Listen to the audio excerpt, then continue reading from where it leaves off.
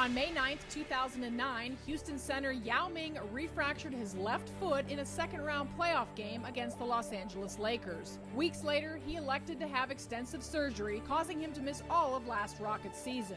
When the final results come out, actually, I'm not very surprised. It's frustrating, but it already happened. I need to look forward and see what is the next step. Starting with limited workouts in February, he began the long rehabilitation process to return to the court. He knew the process, the rehab that was ahead of him, but no athlete really understands all that's required of rehabilitation. Drive the hips forward. 2, 3, take a breath at the top. It's a long, hard process. Given unprecedented access, we follow Yao's every move. The body is healed, but you mentally still be a little bit scared to use it. From the hurdles Oh, you got fouled. to the milestones. He realizes that, there's light at the end of the tunnel. There's a chance that I'm going to be able to play again, and he's remained remarkably positive through this whole process, and I give him a lot of credit. He's an all-star premier player. Back in uniform, Fox Sports Houston spotlights the return of Yao Ming. They turn the TV on and see him playing against Dwight Howard, and they're like, oh cool, Yao's back. And they have no idea how much work went into it. After 1 year sit out, I really feel that basketball is a part of my life that I cannot leave.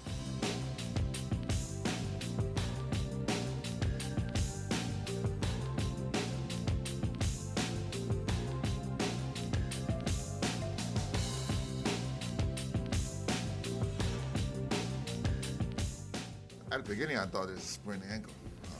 And when the game was going on, I feel a little bit more. It's really a devastating injury when you refracture a bone that's fractured previously and healed. We did 2 operations to essentially change the shape of his foot. And so going into it, he knew it was going to be a 1-year rehabilitation. Go. Let's go. Go, work hard.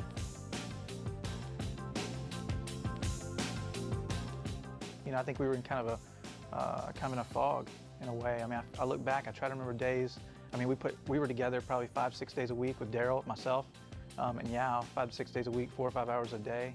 The days just came, and weeks became months, and months became, a series of months. Drive the elbows. Time. Hips under, knees up. Basically, I feel fine. I just feel. He's tired, yeah. It was a challenge every single day. I remember having to say, come on, man, that's what we need to be doing. That was probably my biggest message is we need to do this. We need to involve ourselves, with what Daryl has us doing because it helped what I do. 4. I was able to do a lot more because of the work Daryl had done, and that day-to-day thing was just very important at that time.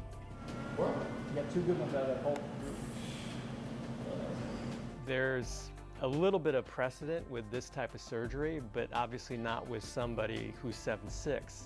Ilgauskas with the Cavaliers had a similar foot and ankle surgery, and it took him a while to come back, but he's played another 6 or 7 years after the surgery. In that respect, it's given both the team as well as Yao, great hope that he can do the same thing.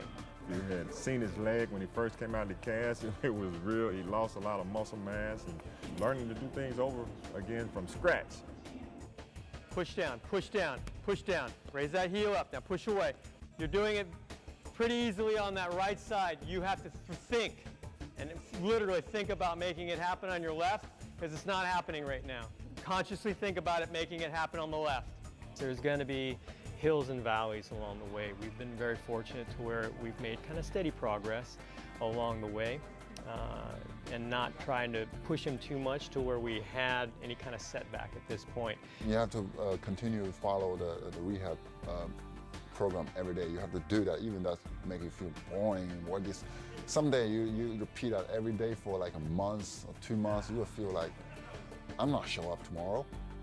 I'm quit. you know, the next day I wake up and say, okay, what else you can do? You still need to show up. Try and keep your weight a little bit more towards your heel. You're getting too much on your toe as you're going forward, okay? Weight on your heel now, or toward your heel. There you go.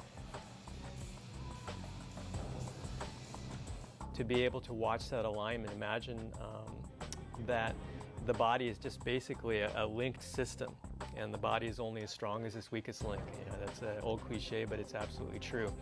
In his case, you know, his foot is the foundation, and each segment on top of that is like a block on top of each other. And so if one of those blocks is slightly out of alignment, it gives less stability to the blocks on top. And so his blocks just happen to reach a lot higher than yours and mine. Don't allow the foot to cave in, the knee to cave in. Everything stays straight, pause, stay nice and tight, push off, return to start. Yep. Okay, pause it at the bottom now. Because this is, you know, he's had multiple surgeries on that foot, and he was immobilized for 6 months.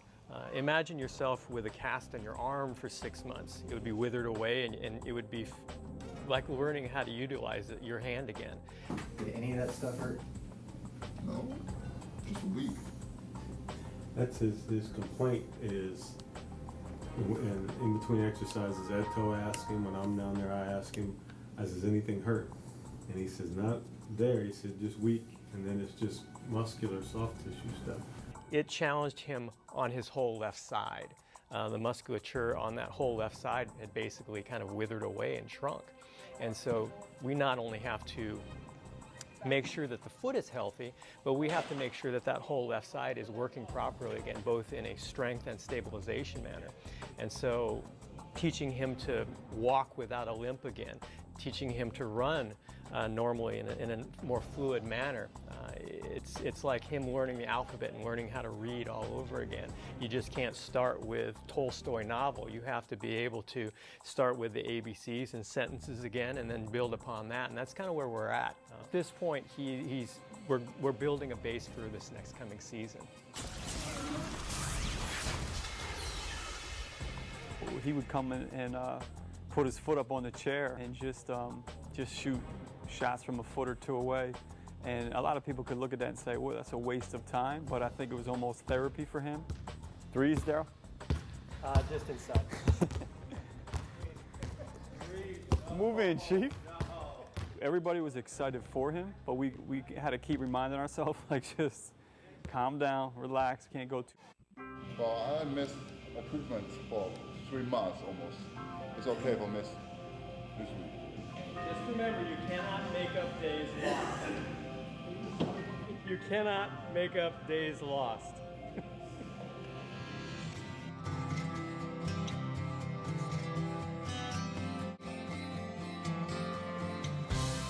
Much better. I wish I could get a candy bar. No candy bars. No candy bars. No Popeyes.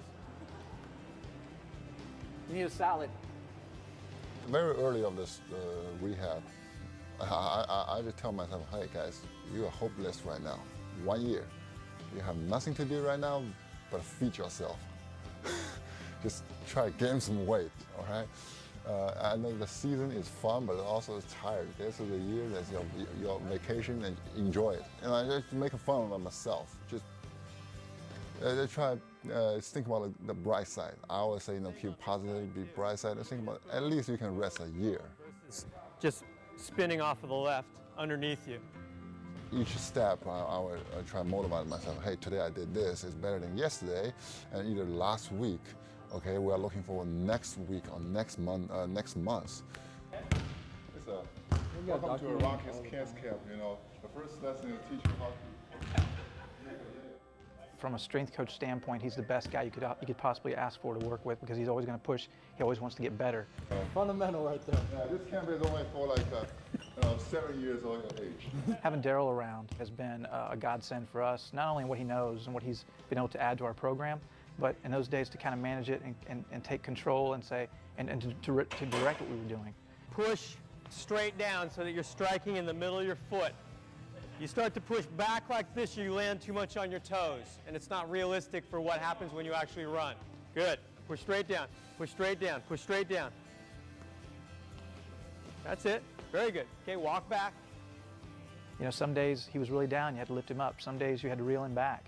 It was a constant, it was a roller coaster ride, so to speak, but, in the long term, I think we're better for it. It's not just my ankles, it's also my knees. The weak on this too. Yeah, everything is gonna feel different than the left side or the right side. So this is a whole body movement, okay? That's it. Patience is the word I always keep in my mind. And I believe that what I did today is for 1 year from now. I would just keep tell myself, remind myself, be patient.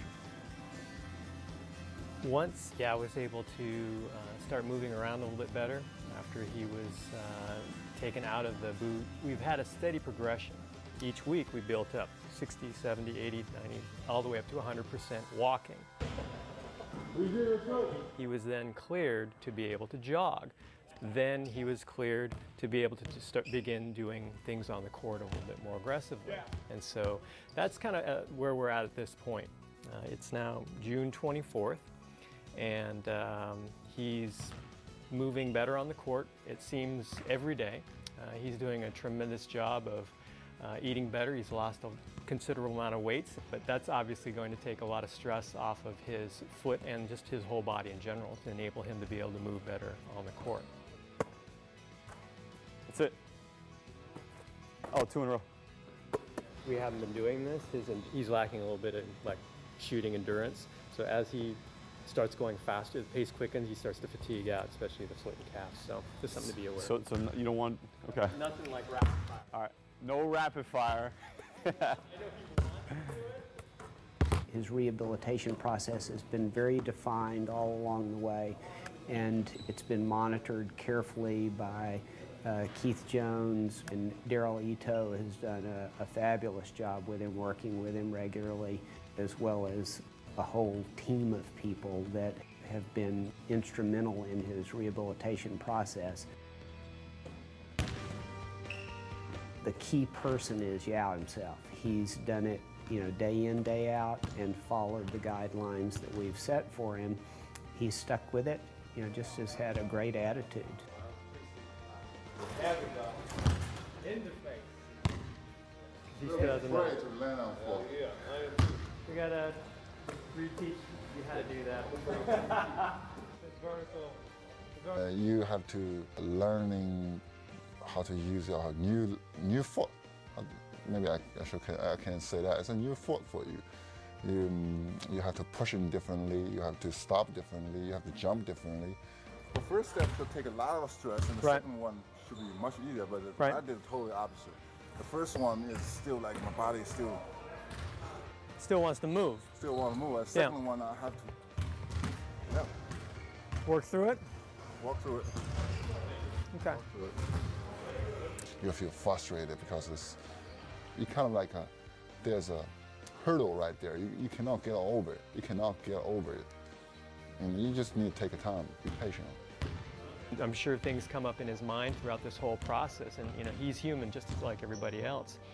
But he's remained remarkably positive through this whole process, and I give him a lot of credit.